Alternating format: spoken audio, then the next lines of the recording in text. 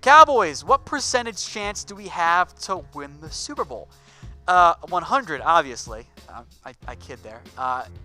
It's probably only like 10 to 15% if we're being honest here. They have some of the worst odds. They have to go on the road for the most part, barring an Eagles victory, but they have a chance, right? That's the whole point of being here. That's what I would have given the Eagles last year this time, so it's certainly plausible. And as long as the Cowboys are playing the playoffs, I'm going to pick them each and every single game. All right, B&M Wolfpack.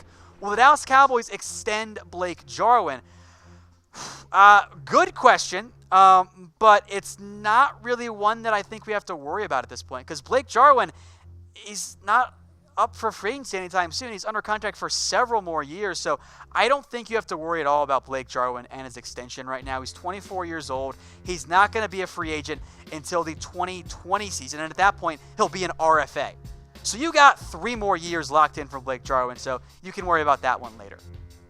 All right, 5N S22. Hey, Tom, what about the backups we have now at the quarterback position?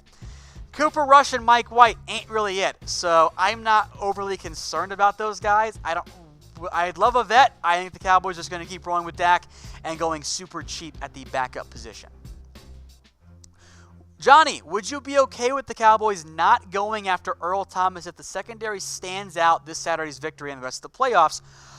In the end, with the way that Xavier Woods has improved down the stretch, and that's been a big thing for him, a little slow to start the year and then really kind of pick things up, you don't have to go after Earl Thomas.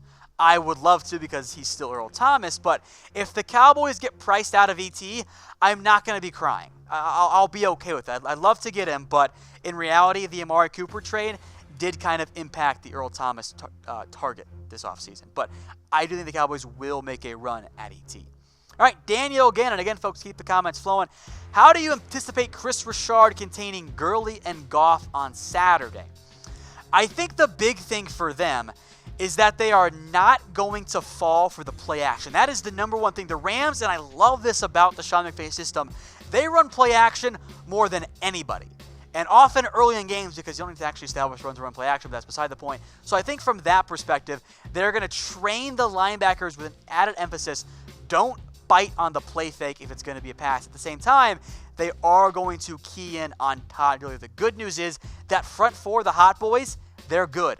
I think they can have a good chance of sustaining controlling the offensive line and limiting Todd Gurley. If the Cowboys get beat by Jared Goff, that's okay. You don't want to get beat by Todd Gurley, much like the Rams are going to do with the Dallas Cowboys. All right, AJ Deloche says, do you trust Dak can take us to the Super Bowl?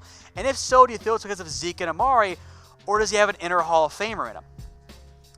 So I don't think it's an either or, you know? Like Troy Aikman had Emmitt Smith and Michael Irvin, who are both better than those two guys, and he was a Hall of Famer, right?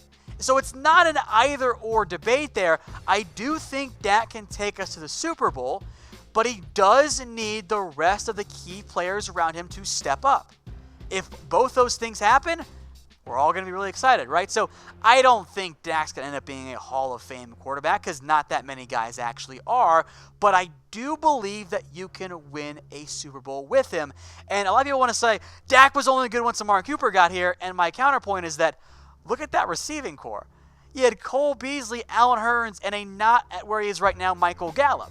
So, yeah, of course Dak struggled. He had no receivers. So it's all interconnected. They all help each other improve. So long answer to your question, yes, he can take you to the Super Bowl.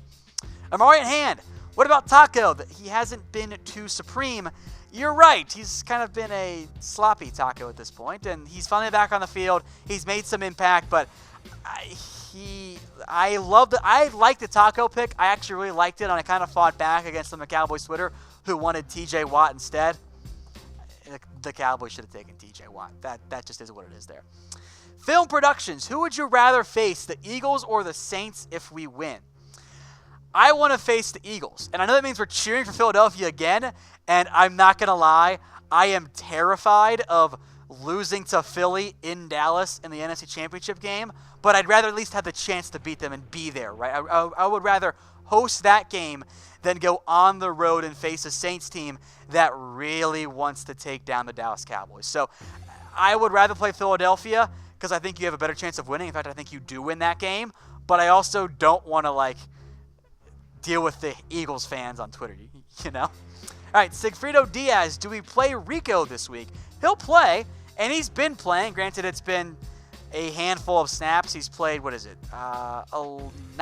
the past 4 weeks, which isn't very good there. Now, as you mentioned with Rico, or in reality, the background behind it, is that Blake Jarwin might not play versus the Rams. If so, Dalton Schultz is your number 1. Rico Gathers is your number 2. Noah Brown can help out as well. You'll see some Cam Fleming and kind of those extra offensive lineman sets. But Blake Jarwin's only played, he played 16 against the Seahawks, 11 against the Giants. It was just funny because they all were big plays. 9 against the Bucs. So you got an extra handful of snaps there. Maybe the Cowboys will actually let Rico have a chance to make some plays, which hasn't really happened so far during the season. Matt S., who are some potential Linehan replacements? In-house, Doug Nussmeier. Out of house, I really want Todd Monken, but I think he'll be gone before the Cowboys get a chance to hire him. If Linehan does get fired, we'll have a full in-depth list for you guys, but a lot of those fired OCs I think make some sense. Todd Monken would be number 1. I wouldn't be surprised if John DeFilippo gets a call. The Eagles, I think, want him too, but there will be options out there. Nussmeier is your top in-house candidate, though. All right, Eduardo Tamez Jr. says, what are the Cowboys' chances of beating the Rams? And also go Cowboys. They got a chance. Look, they are 7.5-point favorites, right, or underdogs right now against the Rams. That's actually moved up from just 7. But look, they absolutely have a chance. And anyone that tells you that any team still playing is bad or a fluke, they're liars or just ignorant. Because at this point in the divisional round, you're just a good football team. Or at the very least, at a well above average NFL team. So that's where they sit right now for the Cowboys. So they do have a chance to make it there against the Rams. And I have mentioned before, give me the Cowboys 31-30. I'll be picking them each time as long as they're still alive in the playoffs. All right, Alessandro Bell. Will the safeties play a major role in this game? Yeah, I think everyone's going to play a big role. Though I think the one big boost there, you know that Cooks and Woods are deep threat, and the play action is going to be key there for the Rams. The one benefit, this Rams team and Jared Goff have not been as good since the Cowboys, since they lost Cooper Kupp. That's been a big loss for the Dallas Cowboys. All right, Jonathan Woolley says, who are you looking at for DE in the draft and who are the top picks? I don't think the Cowboys are going to go defensive end. They still have Taco unless they trade him, which I think is a possibility, by the way. Randy Gregory, Dorrance Armstrong, and they'll keep DeMarcus Lawrence. I think DT makes more sense. In particular, if he's there in round 2 or round 3. How about the Texas kid, Charles Omenihu? Long, lanky guy, kind of can play a David Irving type role for you. I like him quite a bit. All right, next up, Amari and Hand. What about having some 2 tight end sets with Rico and Brown running crossing routes in I think he means X routes in the seam. I think Dalton Schultz can do that too.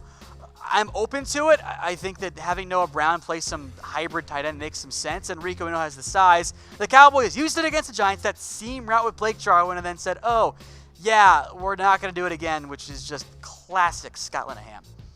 All right, I'm going to pronounce it as OBCE. What's up with Dak's knee? He kind of made it sore, kind of bruised it. He's fine. It was on that leaping play against the Rams. He went end over end. He's fine. There's nothing to be concerned about there. Sean Burke, who will not be signed? I think there's a good chance the Cowboys can afford all 5, but I'll power rank them from most likely to least likely. DeMarcus Lawrence, Amari Cooper, Dak Prescott, Byron Jones, Zeke Elliott. That's your 5 there. And because you guys aren't liking this, but there's a chance the Cowboys do what they did to DeMarco Murray. Just let him ride him, give him a massive workload, and then say, thanks, also bye. We're going to go sign someone cheaper. Johnny Lopez. What are the chances of the Cowboys adding Golden Tate? He is a free agent after this season. There's a chance, but in reality, I don't think the Cowboys will. I'll put it at 10%. If he's super cheap, yes, but he's probably not going to be. And for the Cowboys, you're throwing money to Amari Cooper next year, at least in terms of the extension that's coming for him.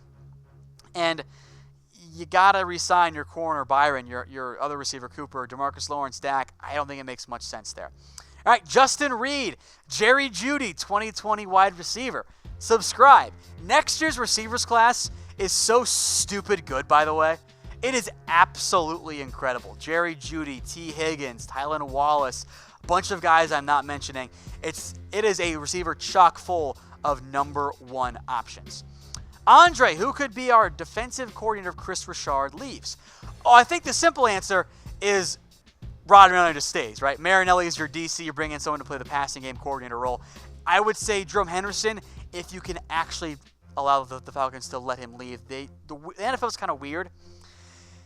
It's not a promotion unless it's an NFL head coaching job. So even just to interview for a guy for an OC, if he's a quarterback's coach, if his contract's not up, the other team can say no. Oh, boy. Justin Reed says Lane Kiffin, offensive coordinator. Interesting. I am not all that on the Lane train. Honestly, FAU's offense was not that good this year. It's better than being a head coach, I guess, but it's different. It'd be more fun, but I'd prefer to go a different direction. But I don't necessarily despise it. Put it this way. All right. It's anyone but Linehan, ABL, so that's fine for me. Almost anyone but Linehan, AABL, because I don't want Hugh Jackson either.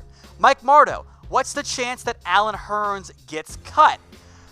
I feel bad saying this out loud because he just had that gruesome injury, but I would not be surprised if he's cut. You save quite a bit of money there. So from that perspective, I am fine with just saying, sorry, Alan, get better, but we're going to let you go. All right, Chimo Orantes says Zeke is the best player on the team, and the Cowboys will really let him go. I'm not saying it's going to happen. I'm saying they've considered it, and that as they view ahead and balance everything with their salary cap, that it's a possibility.